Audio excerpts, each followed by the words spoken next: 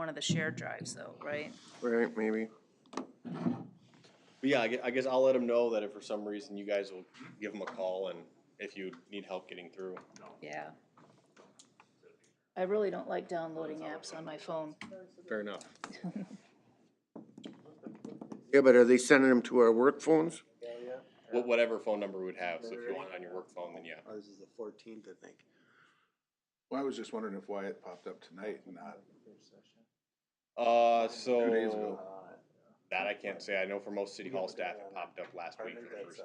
Oh, This happened like well over a month ago. Yeah, and it finally started 2 months getting ago, they like, sent it out to us. yeah, it finally started getting implemented last week. 'Cause it was And he Thursday came or from Friday or Tuesday. South Dakota. There was like a panic among city hall staff. All the directors were sitting in a meeting, and they're like, "What's happening to our computers?" oh, So, okay.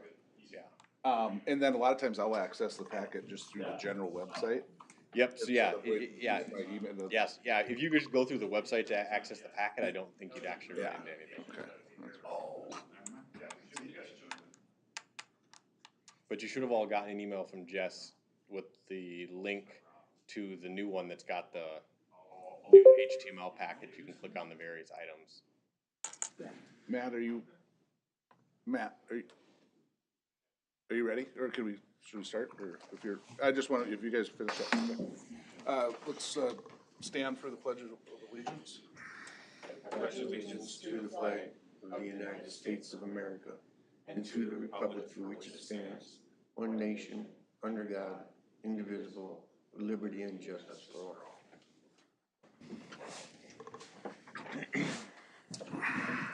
Okay, I will make, does anybody have any changes they want to make to the regular agenda? If not, I'll look for a motion to approve the, So moved. Second. okay, got a motion by Rick and a second by Bruce to approve the regular agenda. Does anybody have anything they'd like to remove from the consent agenda for individual consideration? Are we voting on the approval? Yes, we need a vote then on number 2, approval. Then we have Oh, motion you're right, I second. never took a vote, I just Yep. approved, okay. All those in favor say aye. Aye. Any opposed? Hearing none. We'll move on to the consent agenda now.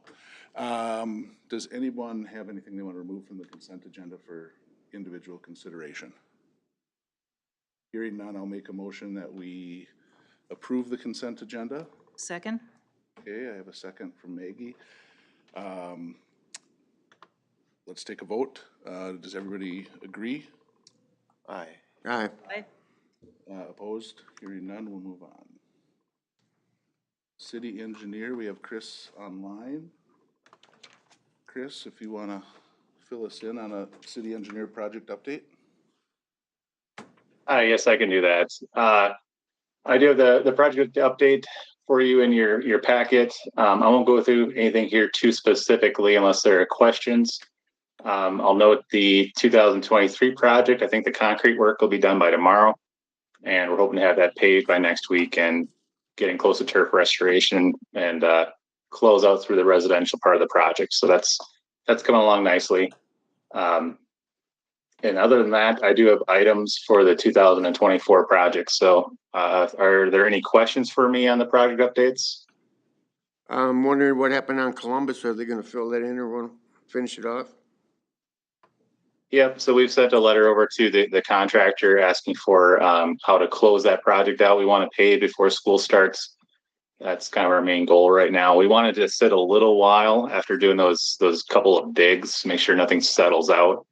If it looks like it's holding up pretty well, I believe that, yeah, I've been out the last few days here, so I do believe I saw a reply back from Hazelton saying that they are looking at the week of the 20th for paving.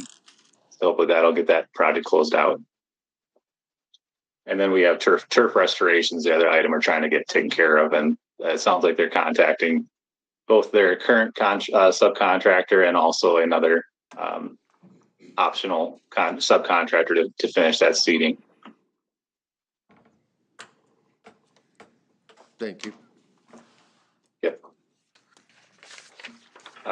Otherwise, if there aren't any other questions on the project updates, I'll move into the soil borings.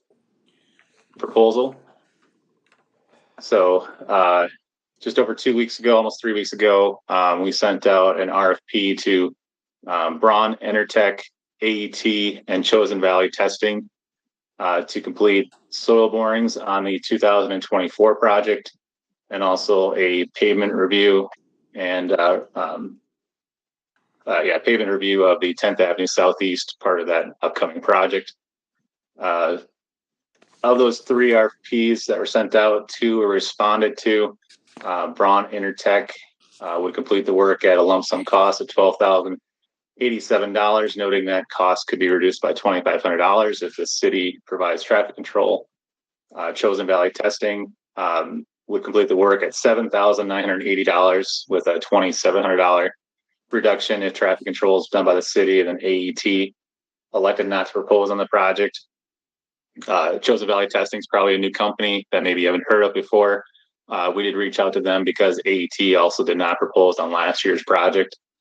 Chosen Valley Testing is, I believe, headquartered out of Rochester, but they do have offices throughout this part of the state. So they have a St. Paul office, and I didn't count how many. I think they got a pretty decent number. So they cover a good portion of south central and southeastern Minnesota. So comparing the proposals, they did appear to be very similar as far as the scope of the improvements.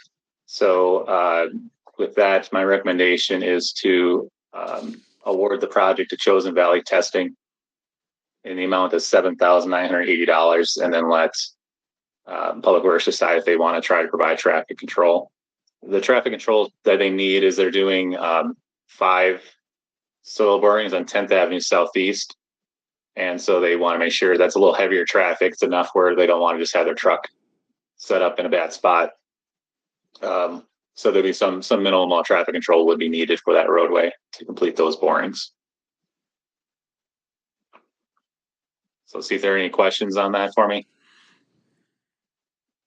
I don't have any questions, but I was taking a look at the proposed contract with Chosen Valley Testing, and is it standard for our city attorney to review that contract? There's a provision in there about limited liability that I'm not real crazy about, so I just wanted to get a second set of eyes on that.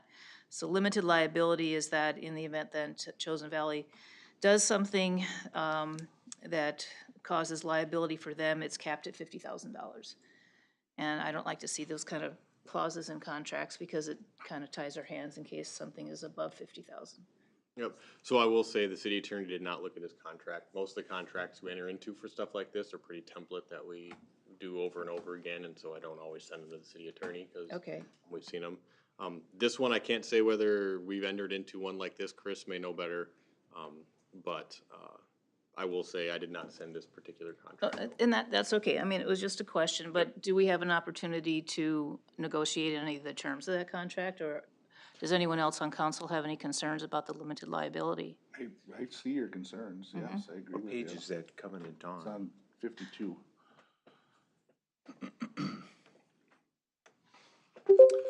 And I haven't compared that to any other contracts to figure out if that's similar to AET or for Braun Intertech. So what does that do for a timeline if we wanted to table it until the next council meeting so our attorney could take a look at it? Does that create a problem? Yeah, so the timeline we had in here was to provide this information within the feasibility report with preliminary recommendations by, I believe it was about mid-September for preliminary soil boring. So that probably pushes everything back 2 weeks.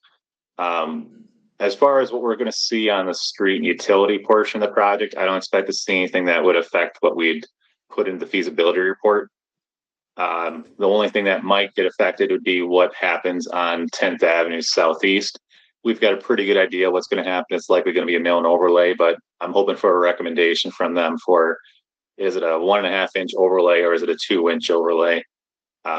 Those are things that we could, if they can't get it done, and based on the schedule we have here, if it's delayed 2 weeks, we could probably make updates to our feasibility report before it's finalized. And I don't think that would affect us too greatly.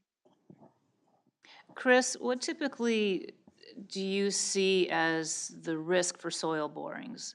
I mean, I don't know that it's a high risk or a low risk or a medium risk. You know, what could possibly go wrong that would cause the city to need, the need to go after CVT for recoupment? Probably the greatest risk would be if they don't do a proper utility locate and then they drive a soil boring through a fiber optic cable. So that'd probably be the kind of thing that would add cost. I haven't had that happen as part of the project. The contractor, in this case, the soils testing company, would be doing a utility locate and a utility meet, private utility meet. So they would have everything painted in the areas where the soil borings are going. So I don't know if there's necessarily a large risk that you'd be taking. Everything is kind of industry standard what they'd be doing with doing the locating. So I guess I wouldn't have a huge concern, but if they did hit a high pressure gas main or some sort of a utility that was marked, and then the private utility would be going back towards the contractor, and those costs would probably be they could be in excess of $50,000. It's a pretty remote possibility, but there is a Sure. possibility. Okay. Let me just take a look at the indemnification then, just real quick. I would say I would never let them do soil borings or any corrections without a locate. If they were out there with doing something Right. like that without a locate, we would stop them. We have the Yeah. right to do that. Yeah, I would think so. And if they hit a private, I'm gonna say like a gas line, that would be between the contractor and the gas company. That would not involve us. That would involve us Right. with water, sewer, storm. And we do have fiber in the ground, a city fiber, but again, we would stop anything from happening before they would do any work if they were doing something without a locate. So what's your feeling, Matt? You feel comfortable with it just because you'll have eyes on it? Yeah, I do. I do feel comfortable. I mean, I understand Yeah. Maggie's concern. I read the contract and that didn't even pop into my mind that was gonna be an issue, but, Yeah, yeah, it's not a clause in a contract that we would want to see. But we do have indemnification in here in case there's something that they did that was negligent on their part, such as not doing a locate. So we would be protected under that provision. So again, if it's a low-risk item, I can move on with it, but I just wanted to have the discussion. I'm not sure there's a Yeah. requirement to locate though. I don't know if there's those kind of requirements, so. it is a state I law think that you you're- have to call in a locate. What's that? It is a state law that you have to call in a locate before doing any digging.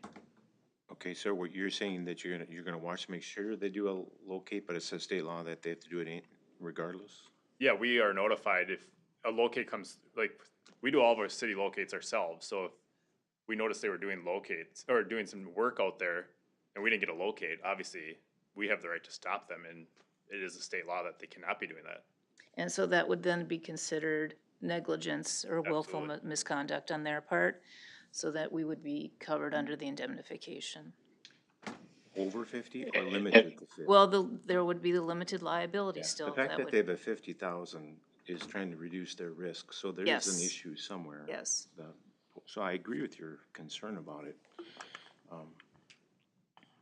Just for the sake of comparison, the Braun Intertech proposal has the same amount, $50,000 in their liability. So if you do have that, it's in section 6.4. In the Braun contract, it's $50,000, and then they allow it to be increased up to $100,000 if you give them an extra 10% of fee. So it appears to be kind of an industry standard, I guess, comparing the two contracts. Yeah, And so you have entered a similar agreement with Braun Intertech, I think most of the last 13 years, probably that same clause in every contract, but yeah, it does appear to be just industry standard at the $50,000. But this could go further than just location. If someone was on the boulevard or whatever and backed into someone's child or something, that would be a liability issue too. So we're not just talking about digging into the dirt. Sure. Type of thing. So if it's on our boulevard or something, it's the city's property, so there's some liability issues that extend greater than just a natural gas line or something like that, so it's good for us to be aware of this on issues that might be more risky than this in the future, to keep that in mind, that what is our risk in a potential situation. Yeah, and because it's an industry standard doesn't make it favorable for the city, it makes it favorable for the industry. Right. And so, I hear that a lot in my professional job, well, everybody else does it, but, you know, that's why we have attorneys that take a look at contracts. Would you feel comfortable if we just cite it and we can do it on our next meeting? Well, I guess of note, I mean, we may get the exact same thing we've heard tonight, like, what level of risk are you willing to Right. take? It is of note, I mean, Braun even put out there that we were willing to raise that, but it is gonna cost Cost. more money for us to raise that. Right. So I'm sure it's basically us fronting the insurance bill for that or whatnot, so. And in your scenario, Bruce, I would think that there would be liability insurance that CBT would hold in the event they were to back into an individual, but then the city can still probably get drawn into that suit. Well, I think the way it's worded here is the suit would be brought against the city and Yeah, them, dual. and it's talking about limitation through the city in Right. this scenario of $50,000. And in a scenario like that, I mean, as we've said, either them or us will have a flagger out there, and it sounds like Matt, either they're on site or pretty well aware, and so we may have a city employee out there anyway, that would be helping watch out for stuff like that. I think I would be comfortable, I don't know if we can do this, but to approve the award of the contract to CVT with just a quick call to Scott, just to ask about that, the indemnification and the limited liability, to get his thoughts. And he might have, you know, some history somewhere along the line that something happened and under what circumstances, and then what that So I guess my only question would be, if you guys approve it with a call to him, what does that call to him accomplish? What's the answer we're looking I was for? thinking, because at that point, we're getting charged by Scott, but if he gives me one answer, does it stop the process? If he gives me one answer, does it keep, like, what are we looking from Scott then if we're calling him, but approving it, but calling him? we're approving the award, we're not approving the contract with CVT, right? The award, so I think, in my opinion, it's two separate issues. Yes, we want to do business with CVT, but we have the opportunity to review the contract and, you know, question some of the provisions that are risky, potentially risky for the city. So Scott might have some experience with other cities in contracts such as this with limited liability, and what would his opinion be?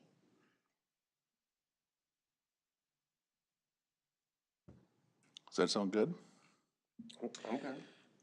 I'm comfortable approving it. I understand your concerns, and I agree with that this should be looked into, but I'm not, I don't know that the risk is as great that we would need to hold it up. Well, can we just approve it and then, have it sitting on his desk on hold until he talks to the attorney and then, Well, yeah, and I don't wanna hold it up. Maybe the thing to do here, since we've done this in the past, and that kind of, isn't quite the best way to go about it, in my opinion, but for future contracts, can we just ask the question? Because again, it's never favorable for the city, Yes. unless they want limited liability, you know, a mutual limited liability. I would request that we put it on as an agenda item to educate us as far as, is this actually an industry standard? So we're just not comparing it against one other contract that we have to us, and would the league say the same thing, that this is, and is it just a normal choice? Well, you can get a higher limit, you just have to pay more. Yeah. But yeah, it certainly sticks out. Anytime you have a number there, they're protecting their risk, not ours. Right. Right. Would you feel better if we looked at a previous contract that we had signed? That would have been, No, I think see if we've already either approved two. something like that? I'm or- sure we have. Okay. You know, I'm sure we have, and, you know, maybe shame on us for not, you know, thinking about it, but it's legalese, and sometimes, you know, Sure. It's just. I think just talking to Scott and the league or other sources to see what's typical, and so we educate ourselves in the future. When should we purchase the additional insurance? When should we not? Or is it really never? Or do we have the ability to negotiate, or don't we? Maybe other I mean, companies. I would assume you've always got the ability to negotiate. Yeah. So I guess that's where we don't have a feel for it. We're kind of just struggling here, trying to work through this issue, not having any experience, knowing what our choices are. So if we just have a discussion about our choices, I think it'd be helpful for me anyway. Yeah, I can look into that. So- for like a future workshop topic. So we don't have to work. We're sticking on the agenda if you can figure it out, find the information. Well, Chris, I'd feel a little better too. I mean, I've been doing this 13 years and I've never heard of Chosen Valley Testing. Have you worked with them before? I mean, I haven't directly. They've worked on projects that I've been part of where I wasn't the project manager. But I believe they've mostly been in the Rochester area as far as a lot of their work. That's where they're based out of. So I've heard of them. I've seen them. okay. I mean, we see Braun Intertech quite a bit on our RIPs, but I've never seen Chosen Valley. But Josh just said that, they worked with them and we're at Dodge Center. Your previous job, yeah. Yeah, yep, okay. All right, does everybody feel comfortable then where we're at, moving forward with it? Okay, all right. I'll take a vote on, I'll take a motion, on the, what are we calling this one? Soil The board. soil boring proposal, to award Chosen Valley Testing, the contract. So moved. I'll second it. I got a motion by Bruce, second by Sean. And, all in favor? Aye. Aye. Opposed? Passes 4-0.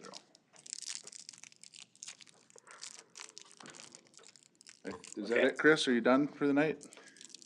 I think I'm good. Thanks, everybody. Thank you. Chris. Yeah, bye.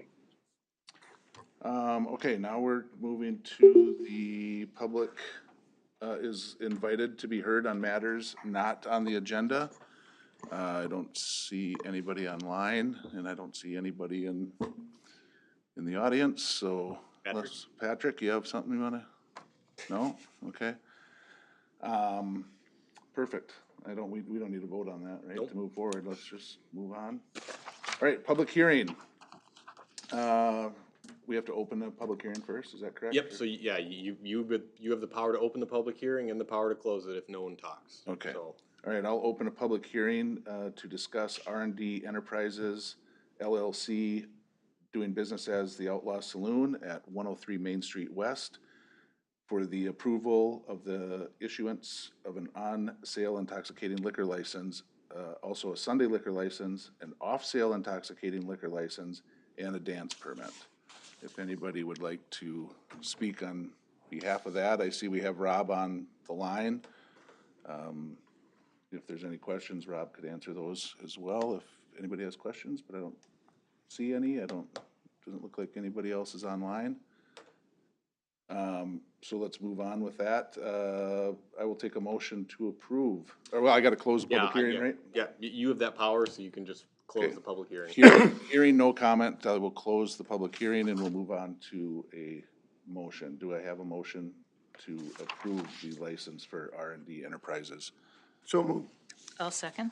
Okay, we have a motion by Rick, a second by Maggie. All in favor, say aye. Aye. Aye.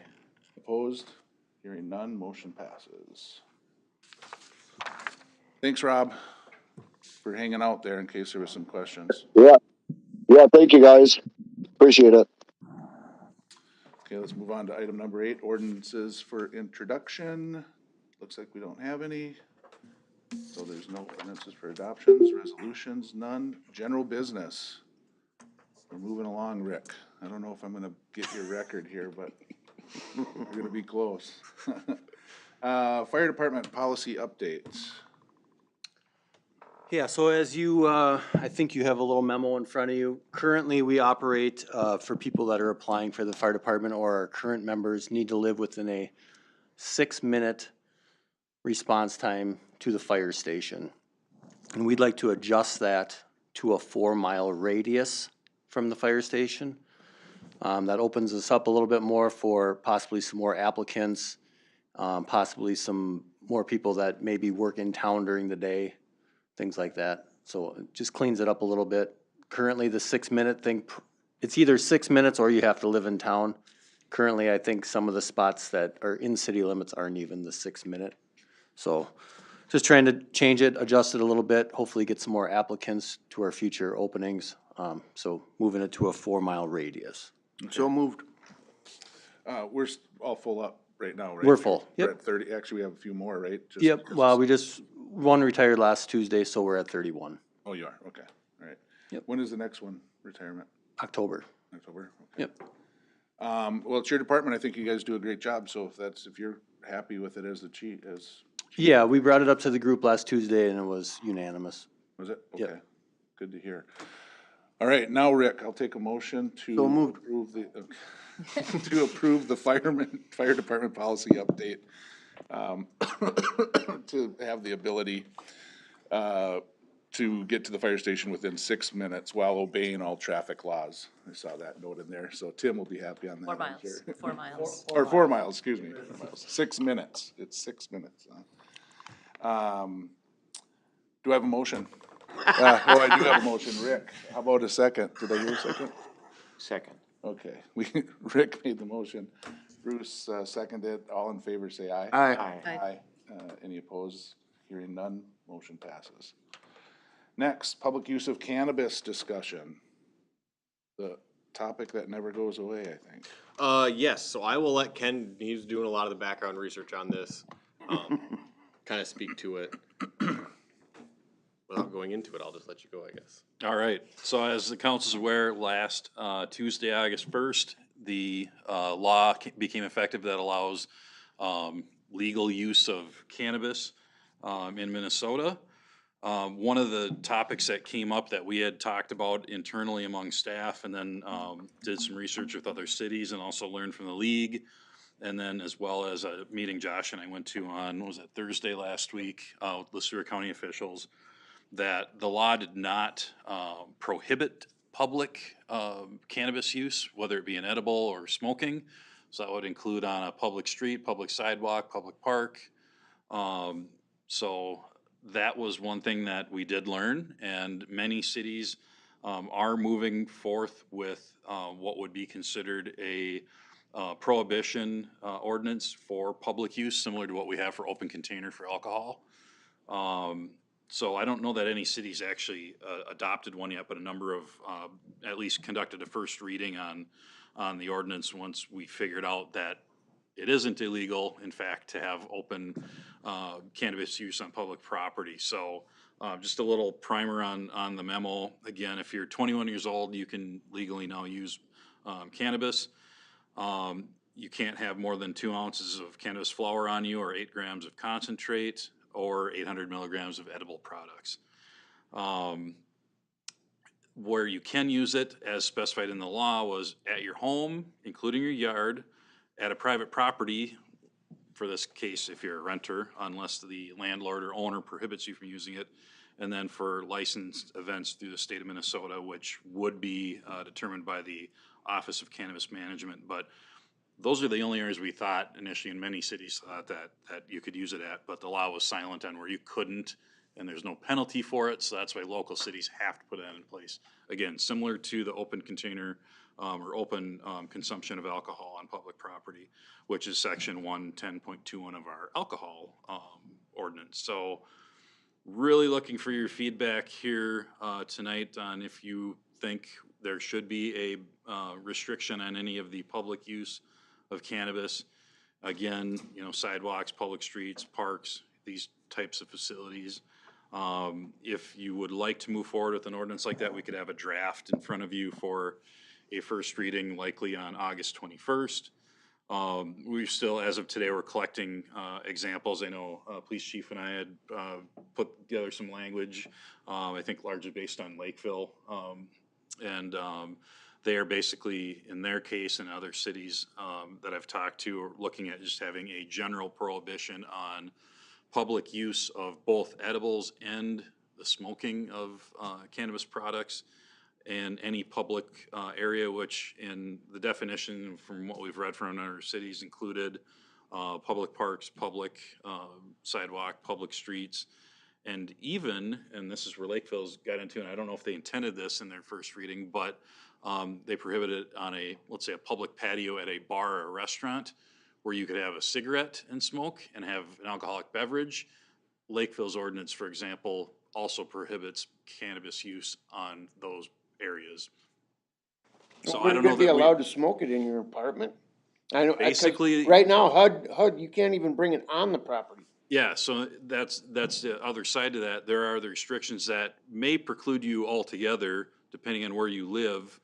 If you have that wide of an ordinance, you may not have a place to use it legally. If the city you live in, and if we want to go that route, would cast that wide net prohibition on where you can use it. Well, how many different HUD buildings do we have? I'm only aware of the HUD building being the one that is Mill Pond at this point, but we obviously have the CDA. I don't know their policy on that unit down there at Phillips Square. You've got USDA rural property, which is Liberty Park, you know, what they might have for their rules on those properties. So there's a number of other things that come into play as well. But I think just on the face of it, if you're just looking at from, would you like to control at on a public sidewalk, somebody, you know, smoking marijuana or using an edible? Are you okay with that? That's kind of the starter topic to think about, and then you can get into a number of different nuances to that. But I think that's the main one. And a lot of cities have determined that they're not okay with that and are looking at ordinances. So we wanted to broach the topic tonight. Well, let me run this one by you. If in a private property, the guy gets thrown out of the house, mom don't want the smoke by the kids, so he goes out in the front of the house. Does that mean he's gonna get a ticket for smoking hooch? No, because he would be on private property. It's actually illegal to smoke in front of children in your house. Yep, but that's another nuance of all cannabis. So it can't be by children anyway, regardless of if there's a Even if you're in the local law or front not. yard. I totally see the sidewalks and the parks and whatnot. I'm just curious if somebody wanted to actually serve a flavored drink on their private patio, any bar, whether it's, I won't even name them, we all know them here in town. I think that should be up to them if they wanna sell it and if they're 21 and they're in the bar and if they wanna just sip on a cocktail or a Cannabis-infused THC beverage or cannabis whatever. cocktail as opposed to an alcoholic cocktail. I think that should be up to the owner, but as far as the stuff that the city controls, the parks and whatnot, I could see. And, you know, and I can know, support speaking of that, I think Lakeville is the only one we've heard of that's gone that far. Everybody else is more sidewalks, parks, city facilities, that sort of thing. And I know there's some that are even differentiating between the smoking and the edibles. Edibles. Like, Yeah. we don't want the smoking. If you're doing the edibles, I guess. So I think that's something, Tim, and I won't speak for you, but that's part of a enforcement thing on the edibles is much less apparent. Yeah, it becomes difficult because how do you, you're eating, what are you eating, right? Are you gonna go down and ask what kind of gummy bear are you eating or what kind of edible are you eating, right? And it's gonna be in so many different things that, in the park with, you know, when you get into the parks, it's, well, how are we gonna start splitting hairs between are you close to kids or aren't you, or are you by playground equipment or aren't you? You know, it's gonna come to that point where what's close to Ken may not be close to me. And how do we differentiate between what's close to playground equipment and are we in a park or are we not? One other conversation that Ken and I had is the golf course, right? Is that gonna be allowed on the city in the golf course as a park? So, you know, there's just those things that we're just kind of looking for some direction as to how do we want to look at that? And how do we want to enforce that? Yeah, and I actually was thinking about the differentiation between the edibles and the smoke. And I have no problem if someone wants to eat something on the sidewalk, but smoke is different because it does drift. People don't like the smell of it. It affects other people. It does, you know, and but it's just like cigarettes, you know, but for whatever reason, they're in a different category, but, so I, I would not want to see cannabis being smoked on public sidewalks, public spaces, any park, regardless of how close it is to playground equipment or not. I mean, would you want to be in the baseball stands with someone smoking, you know, if kids aren't nearby, whatever near might be defined, so, you know, and with that said, the park board had, discussions around banning smoking and regardless of what the product is in all of the city parks.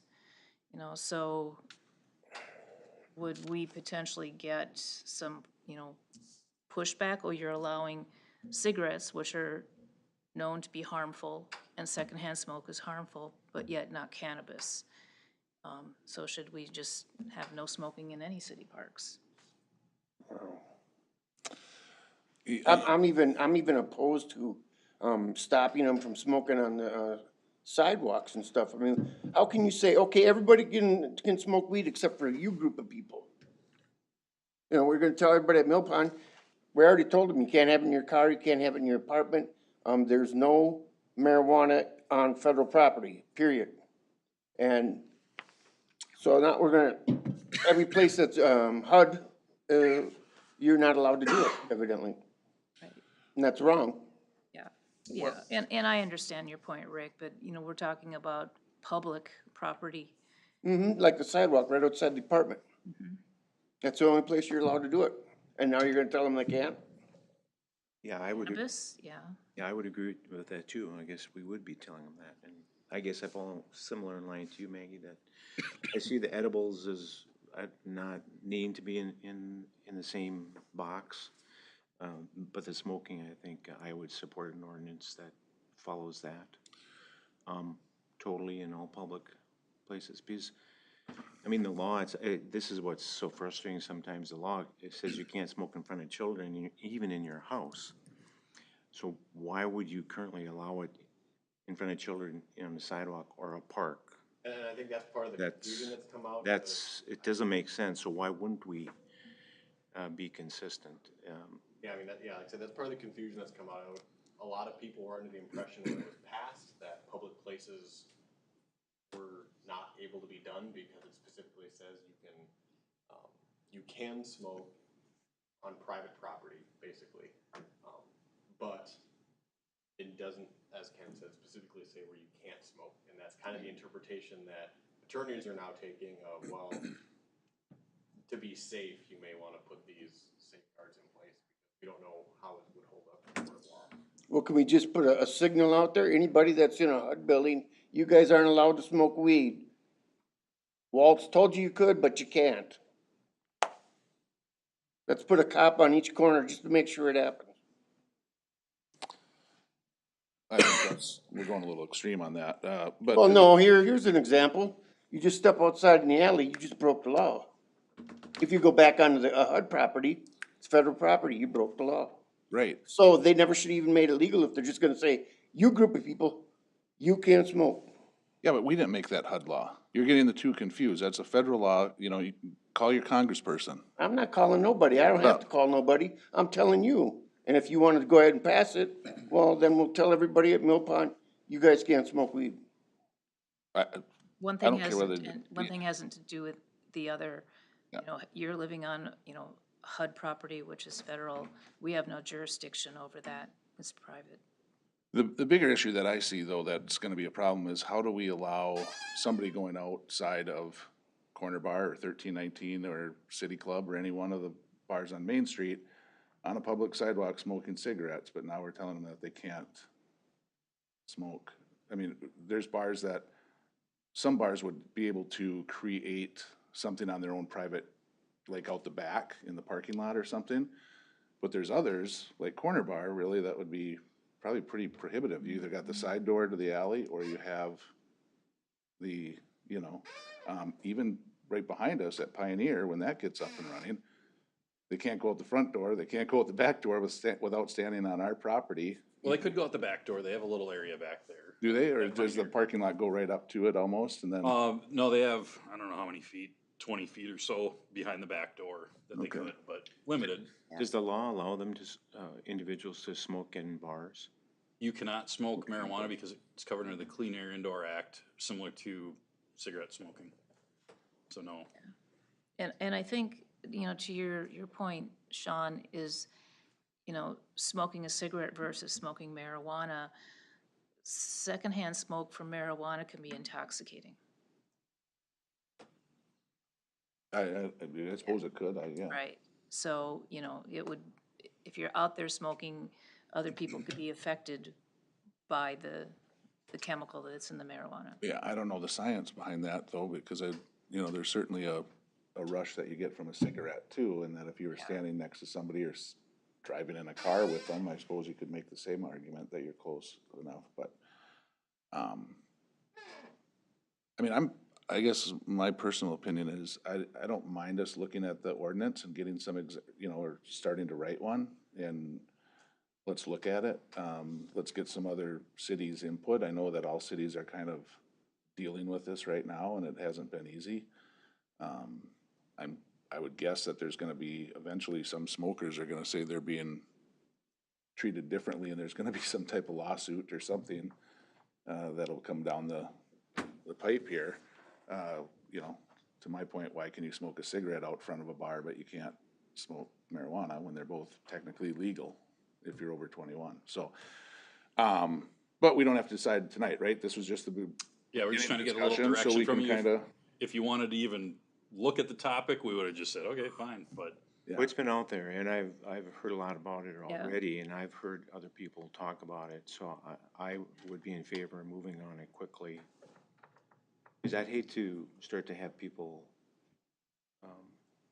complain about it, and certainly with Dozinki coming up and other things, I would rather be ahead of the curve on this, and you talked about Lakeville. Lakeville was on the radio talking about their ordinance, and Yep. and I thought they had it pretty well thought out, so. Theirs is further though, I think theirs is smoking. I guess I don't know that. I think theirs is. The language we specifically looked at was for cannabis, so maybe they have another one for smoking too, I'm not. Yeah, I'm Yeah, not I believe sure. they do. Don't quote me on it, but I believe that there's. I'm not sure, I think they might already have a smoking ordinance and they're adding this to their smoking. Yes, this is an But I'm amendment to not that. sure, but that's kind of what I heard on NPR radio. I do know that like we heard at the center, I think was also going through this process, maybe even tonight, I'm not quite sure when their council meeting was. Did mention they already have a smoking in public places in place, and this would just be adding the cannabis on top of it, so, I do think that's out there quite a bit. What is the rule now as far as, let's say, the back of the patio and behind Fishtail? Can somebody smoke a cigarette outside? You While they're on can, the it's up patio? to, basically, if they are not violating the Clean Air Indoor Act, which is, to get into the technicalities, there's certain, screening material you can and can't have to qualify, and certain percentage of the walls that can and can't be, enclosed. But let's just say you had a completely open patio, like the one at Fishtail, for example. If they allow it, you can smoke out there, Okay. cigarette. Cause I do see people that get up from even though they're outdoors, get out of the patio area through the little And fence they and go may not stand out on allow the it, grass. yeah. They may have But said that's no. up to the Yeah, up to them. property owner, okay. And that's why I asked the question about, the way Lakeville drafted their cannabis ordinances. Would you be okay with somebody being able to smoke a cigarette on a patio? Or do you want the ordinance to say you can't use cannabis? Or do you want to leave it up to them to make that call? Right. That's why, that's kind of an important part of that too. Well, and then speaking about the golf course, I know there's a lot of individuals that'll be really upset if they can't smoke a cigar while they're playing golf. And I know that got brought up when the park board had moved forward the policy for tobacco use, which ultimately did not pass, but the golf course was left out of that for that reason. Okay. Which isn't right either. I mean, Yeah, they're there's, really being selective about who we're allowing to do things. I mean, that whole word allow, really, we allow the government to exist. The government don't allow us to exist. Well, currently, we have no smoking ordinance that controls smoking in public spaces. Nope, So this would just be, or yeah, we have no ordinance. we have no ordinance, so we're not talking right now, at least, about doing a smoking ordinance, we're talking about a cannabis smoking Correct. subset. Well, why can't we make them the same? I don't know. You can. Good. We can. And I would be supportive of that also. We're totally supportive of people smoking cannabis in their private, whatever the law allows, but I think when it involves children and what kind of, it's a whole different dimension to me. That I would, just, you guys don't see anything wrong with telling anybody that lives in an apartment, you guys don't, you're not part of what. we're not telling anyone that. No, if you lived in a different apartment, if I owned an apartment building, Rick, They could you dictate. could do whatever you want unless I put No, it they in don't your allow you to smoke in residence. there, so you wouldn't be able to smoke weed in there either. Some do. It's a federal thing, I think, and some properties, Private Don't- multifamily housing can dictate whether you can or can't.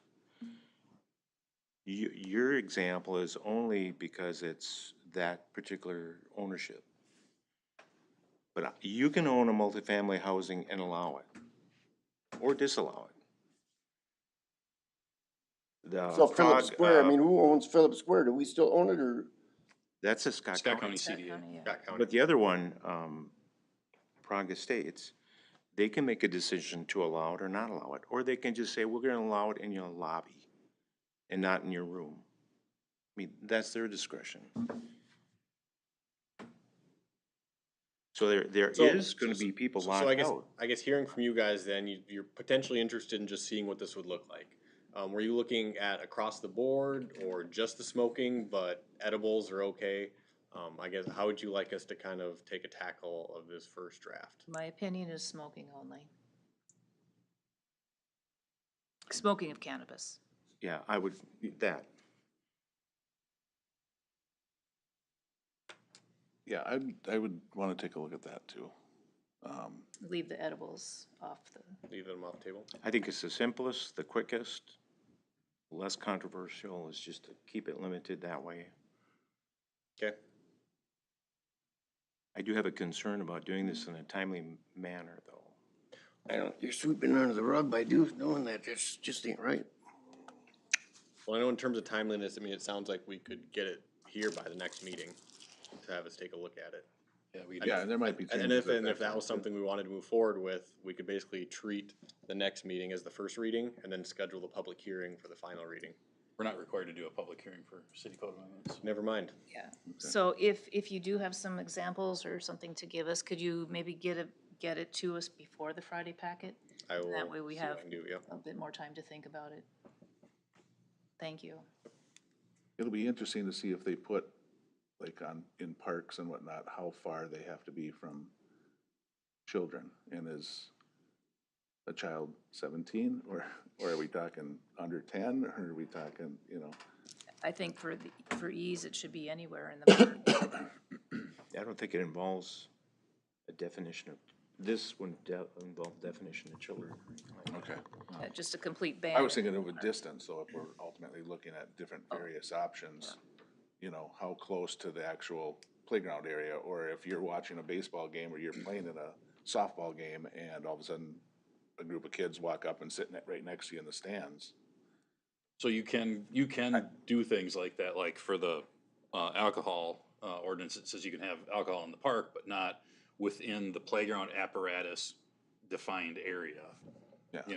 But I think for the policy that, again, wasn't approved for public smoking, that had, at one point, but we looked at that, got to be however many feet away from a playground, and ultimately that would seem tough to determine too, because you move around quickly and get in and out of that area, and how would you enforce that? Yeah, Right. the enforcement, I think, was the most difficult thing, and so it's either just an all-out ban in any area of a city park, would be the easiest, I think, the easier of the two to implement, of not allowing the smoking of cannabis in any city park.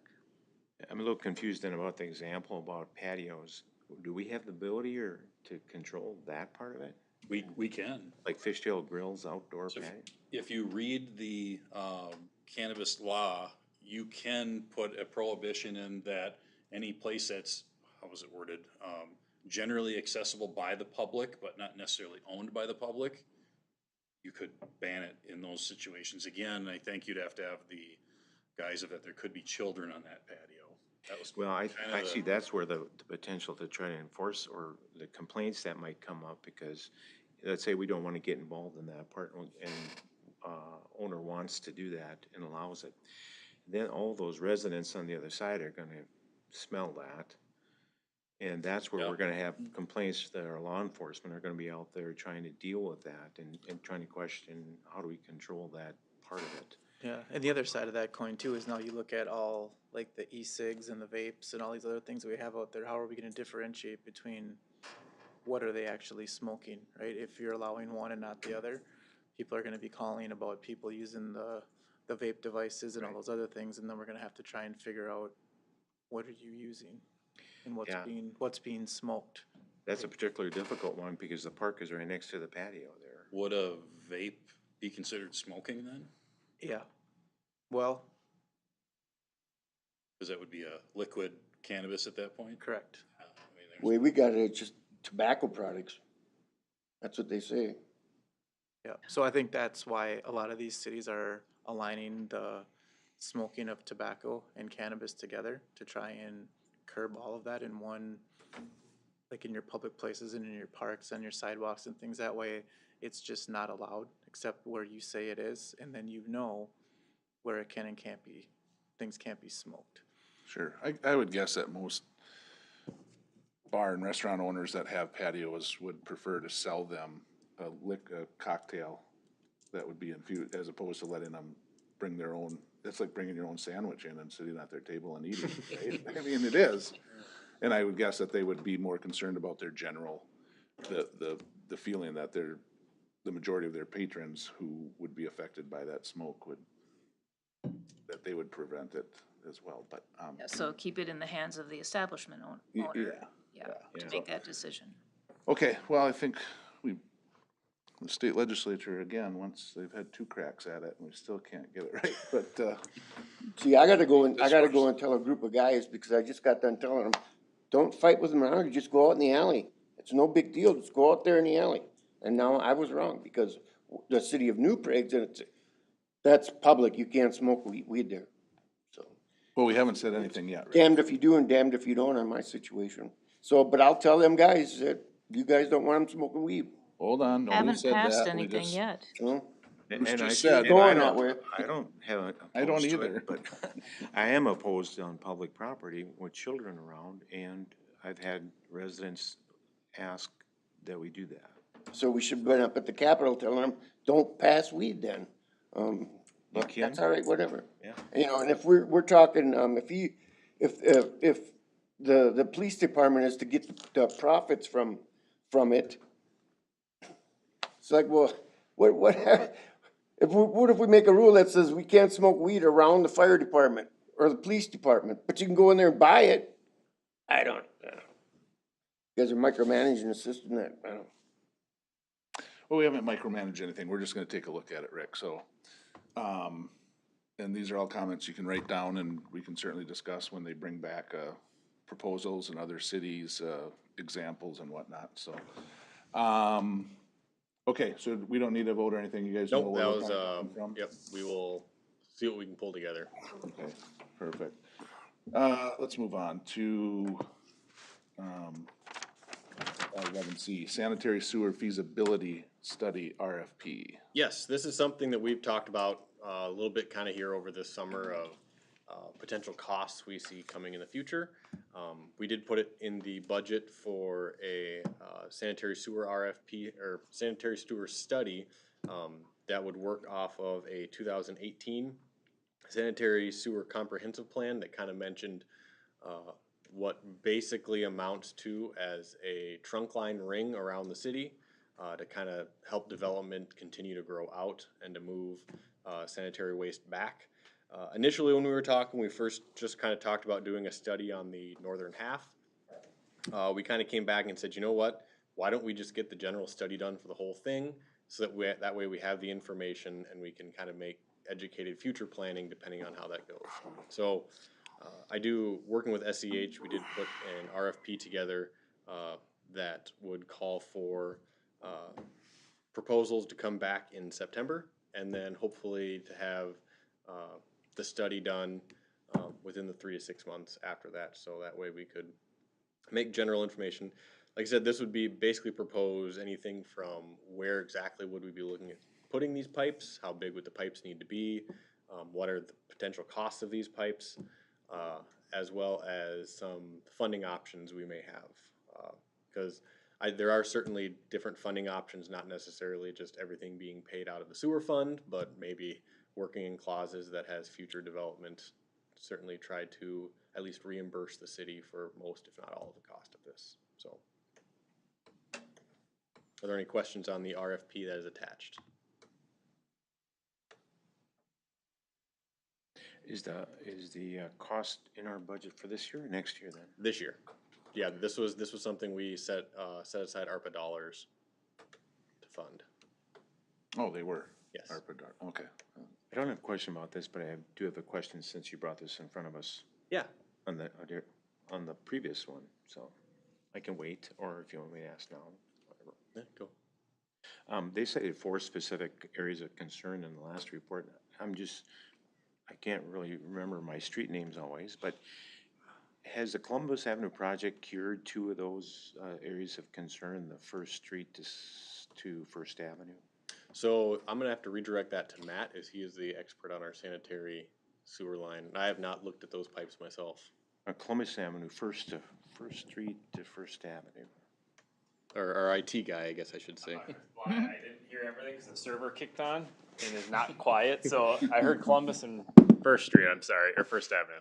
Yeah, I think they listed 4 specific areas of concern, or the primary concern areas in the previous report, and I remember the one about because I remember Glenn telling us about the tile line following the railroad, and that's I know is not taken care of, but the First Street southeast, southwest, from Columbus Avenue south to First Avenue southwest, are those issues been taken care of? They have not, no. So that was determined probably 5 years ago when we did a sanitary sewer study that those actually should be over, they're not the size they should be. I think they're 8 or 12 inch and they should be bigger than that after we did that study.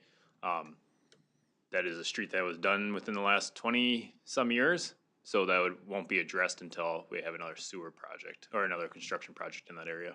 So Columbus Avenue, 8th Street to 3rd Street southeast. So that wouldn't have been, we haven't done anything in that area either. Nope. Okay. So we determined we found out all those areas when we did that sewer study in, I think it was 2017, that concerns. Yeah. So when we get the big issue is, on a normal day, you would never have an issue with any of those because they are PVC. The problem is when we have heavy rains and that's another side issue, but people that have their sump pumps hooked onto it or footing drains hooked onto the sanitary, that's when the sewer system cannot handle those heavy rainfalls and it starts backing up.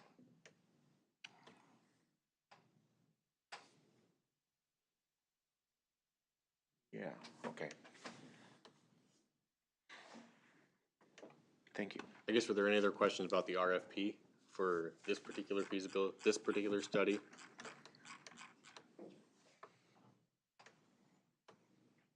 Nope. What was the total again? I'm trying to find it, I can't. Total cost? Yeah. We budgeted, I suppose it's public information, I hate to say it out loud. We budgeted $40,000 for this study. This is just the RFP, nothing has come back to us yet. Right. And so, yeah, what we budgeted was $40,000.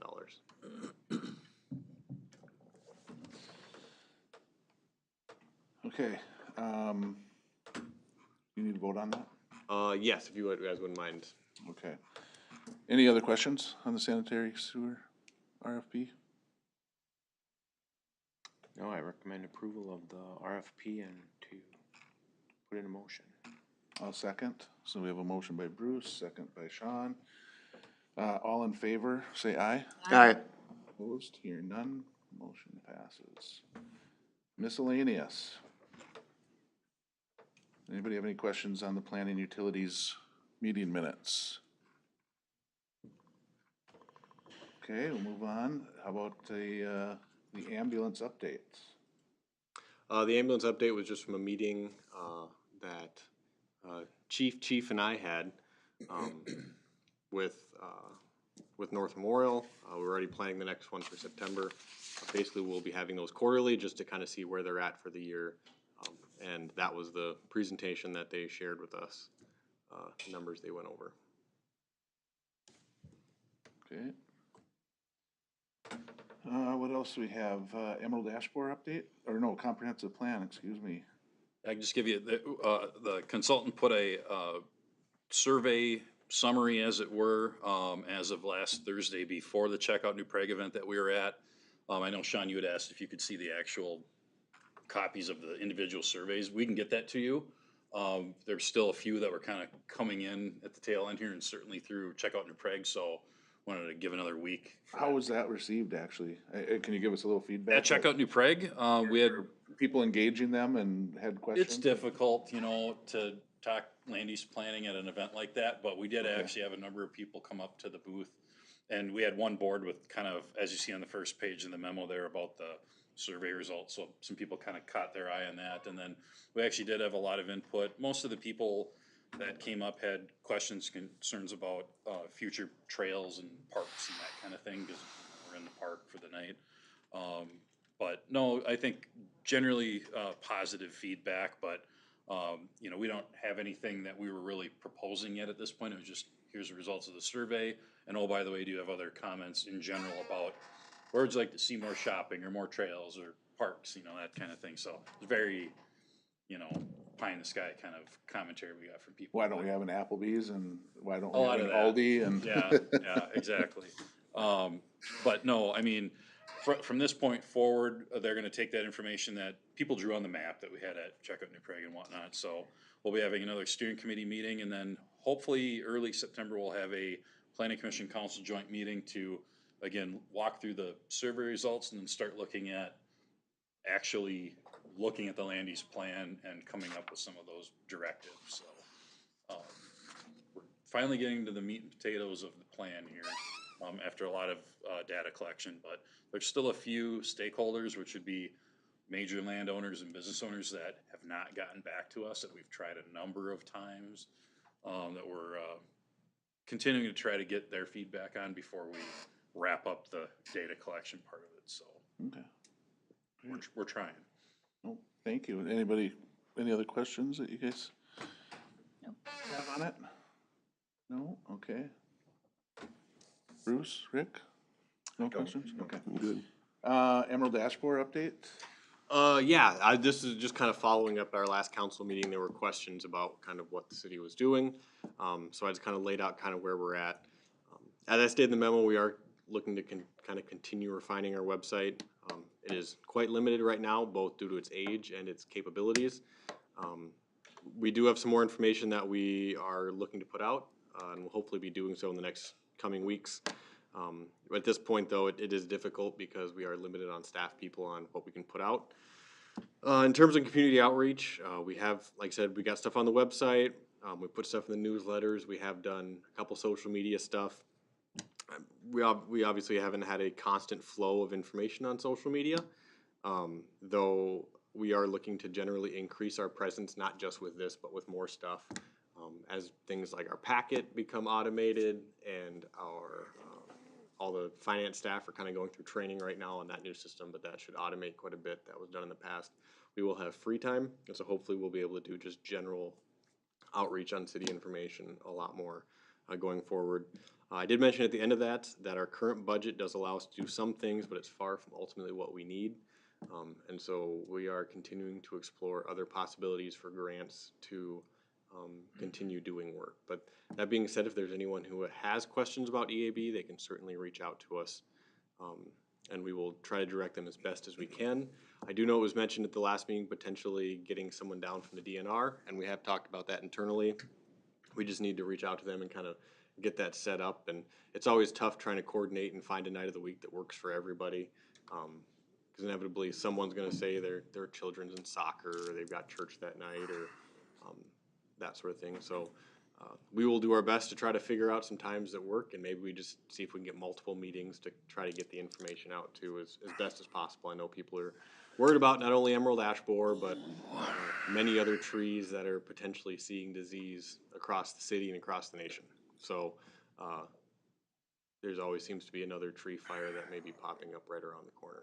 So Bruce had mentioned that they were going to have bags that they're going to put on everybody's door, and the potential for us to get some flyer, EAB flyer that could go in there, so. Yeah, we'll do that. Yeah, Great. yeah, that's definitely something we'll look at doing. I understand, I realize that we're adding to the tree inventory study, but the first part of it that's been done, is that like a simple like 5 or 6 pages, or is it 20 pages? So we did put the first portion that was done for all the public park property on the website. So if you go to Okay. basically the landing page, the link will go right to that landing page. We put a couple of graphics on there for now, and then you can get to, it's a summary report of that. So it'll tell you high level, you know, generally how many trees are diseased with emerald ash borer and other species of trees and their diseases if they have any. But we'll be adding to that when we get the updated information. Should be any day actually here. So we'll update that when we have that done. But we really are relying on that information actually for the next round of grant funds for the relief. And then there's the other grant that the DNR has, but none of those require a local match. So we're hoping we can kind of parlay the tree inventory information into that. We can get more money for public outreach. We can get more money for actually, if we want to go this route, I think we probably want to take care of public trees first, but you can actually do private tree removal if you want to go that route. That could get expensive quickly with available grant money, but there's a number of things we can do. We just kind of waiting for that final batch of information before we talk internally and figure out, okay, what do we want to apply for the grant funding that's available? Because it is historic, and with no match, we're going to go for what we can go for.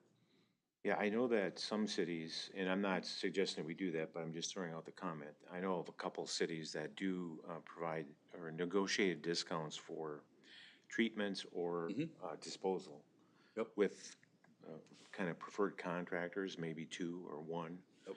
So I'm not sure if that's something we want to look at or do that, or if it's a legitimate discount that people would get. But if we're really serious about trying to limit the spread of it by disposing of trees, we're going to have a heck of a lot of trees to take down.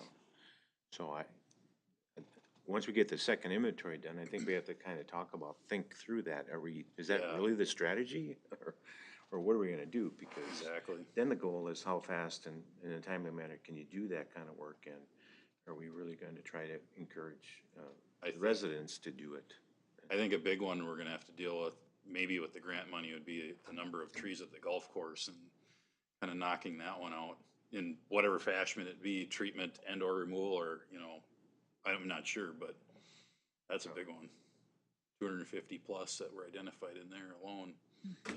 I can't remember, did the treatment cure or just delay? You have to treat through the end of the life of. It basically becomes a yearly or biannual treatment that you have to do as long as you want to keep that tree alive. I see, okay. All right. That was exactly what I was gonna say too. Yeah, I couldn't remember. It was probably the largest area of discussion at the POPS meeting that we had last week was trees and taking down trees. But in some cases, there's no choice. You're going to have to take it down. And I'm not aware of I didn't know that much about the oak trees. Apparently, we have that issue too. At least that was discussed. Yes, oak blight is something that is found all across Minnesota, and especially in stressed years where the trees aren't getting the rain that they should. It tends to rear its ugly head a little bit more, and that's just one that is basically taking out oak trees left and right. Will that happen in the same manner, that it'll go quickly? Like if an oak tree has oak wilt, does it, like in a year and a half, it's dead? So oak wilt's even a third one, so we're talking oak blight. Oh, yeah. I was talking about oak wilt, I guess. So there's wilt too. As far as I know, The apocalypse is as far as I know with that one, that's one of those where if the tree, if I remember right from what I've read on it, oak blight, as long as the tree is able to fight it, it's fine. It's when you have year after year of stress on that tree that it just can't anymore. So oak wilt, I'm not entirely sure how that one rolls. We weren't dealing with that one recently. the way I figure there's not gonna be many trees left in about 2 years in New Prague, so we'll be a prairie town. What about pine trees? What do you got on that? Pine rust. There's a beetle that gets, Caterpillar. There is a beetle out west that's ravaging western United States, but no, my father-in-law, who was an arborist, originally grew up in Minnesota, was lamenting on pine rust and how, in his opinion, in 20, 30 years, we may not have any white pine trees left. But is that what's, kind of devastating parts of Colorado? that would be the, There's just it's the large, something pine beetle. I'm suddenly blanking on it, because yeah, there's large sections of that. there's parts out in Colorado where you'll have whole mountainsides that are dead. Yeah. And that one again is the stress on the tree, because you'll see mountainsides that face north that don't have a tree that's been touched, and the mountainsides that face south with the heat all day that are dead top to bottom. But from what I've heard, that one might actually be on the backslide. They think it's kind of a cyclical thing that goes through every few hundred years, and they think we may be turning a corner on that one. Because we're in a drought situation, so Water your trees. Perfect. Let's see what else. Well, that's where we can use the experience I went through with the tree in my yard and start taking the dirt from the tree and then putting in mulch so that the tree can actually get water, because the dirt is so compacted, can't Yep. seep through. And before the meeting, I was talking to Chief Renda, and the work that was done around the tree in our yard, and the tree is phenomenal this year, even considering the drought that we have. So Holy smokes. huge help. There you go, Steve. You better give your number out for some free advertising right there. Huh? All right, and I got another acronym I gotta think of here. EAB, is that how we're referring to? Emerald Dashboard, EAB. Yeah, right, perfect, that's great. Anybody else, question on the Emerald Dashboard? No? Okay, let's move on. I guess we're discussion on any items not on the agenda, or should we just go around the room and do our miscellaneous? That's kind of what that's for, in case anything Okay, comes all up. right, just wanna make sure. Let's start with Patrick. I'm good. Really? Okay, all right. Trying to extend this this might be the last time I'm up front here. Matt, how about you? Nothing? Tim? Good. Okay. Steve? Nothing? All right. Ken? Nothing. Really? My time's fading quick. Josh, give me something. Yeah, one thing, I will send out my, we were supposed to do my review tonight after this meeting with Dwayne gone. He asked that I push it back. So I will send out all those materials tomorrow, so you guys have a couple weeks to look at them. If for some reason, like last time, you struggle to be able to put comments in, or if you're struggling with it at all, please let me know, and we'll try to figure out how to make yours work for you. So that way we can go forward with that in 2 weeks. Maggie? Nothing? Okay, I have nothing. Bruce? a couple things. We approved the purchase agreement on the purchase of the land, but I had emailed Josh earlier about the encroachment that's on the property. Yes. And just to make sure everyone's aware, there is an encroachment if we haven't discussed it before, but it was highlighted, or maybe it was brought up during the appraisal. But that's an issue that you looked into, and there's two ways we can go about that. One is leave it, and the other one is to ask them to take it off. Yeah, so I talked to Scott today. A few ways we could go. Like I said, we could just leave it and let it be. The fence was there last time we owned the property, and we didn't do anything about it at that point. The second option, we could reach out to them and ask them to remove it. And there's actually the third option being we could just take it down ourselves if we wish. I know we've kind of looked into ownership. Ownership on the property has actually changed in the last few years. It's entirely possible that the current owner isn't aware the fence is even there. So, that we're not entirely sure of. So there are definitely a few options we have there. I know talking to Scott, he said it is certainly no reason why you should or shouldn't approve the purchase of the property. It's a pretty minor issue in his mind, and however we want to go forward with it is he'll either work for us, or, like I said, we just want to take it down ourselves. I know ultimately being an industrial property, if we decide to call it that, there will need to be some sort of screening. It is currently a chain link fence, so it doesn't really do that. We may have to plant a few trees or something along those lines, but, yeah. The fence is there, it's certainly an encroachment.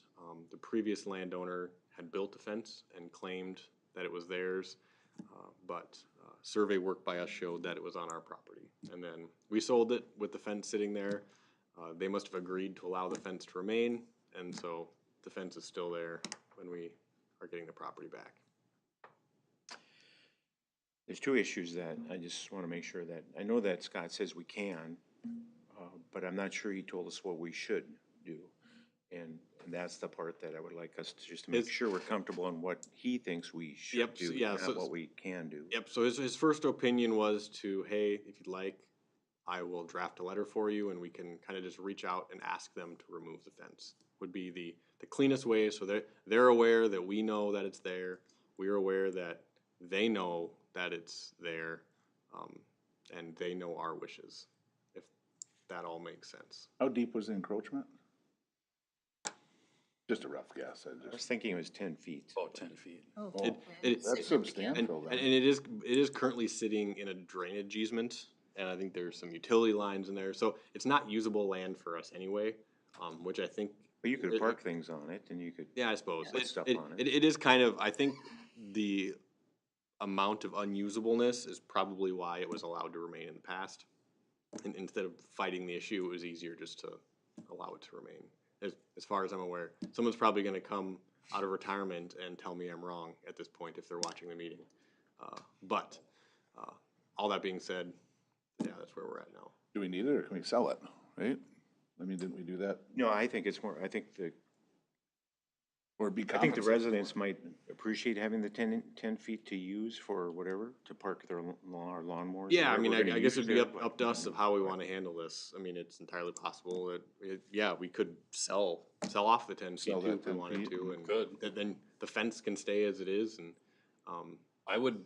Well, that's kind of like what we did here behind. Yeah, I behind would us. believe the current property owner that bought the property in 2020 has no idea that the yard has not including that property. Oh, But I don't know, because I had dealt with years ago when we owned it before, the prior homeowners who had been there forever. So, I don't know. I didn't even know it had changed hands. That's why I thought, oh, they're gonna make an issue out of it, and then realized today it's a different owner. sure. May not have the background on that. We just don't know. Does, Matt, do you need that extra 10 feet or?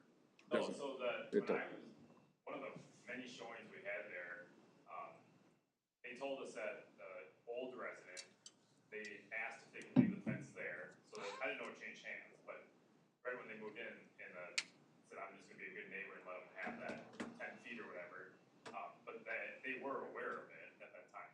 Do I need the 10 feet? Well, no, I don't, but it is city property, so I guess if it was me, I would take it out, I guess. Yeah. Oh, this is an issue, I'm sorry. no, we didn't, yeah. That'd be nice to clean it up, clean up the title.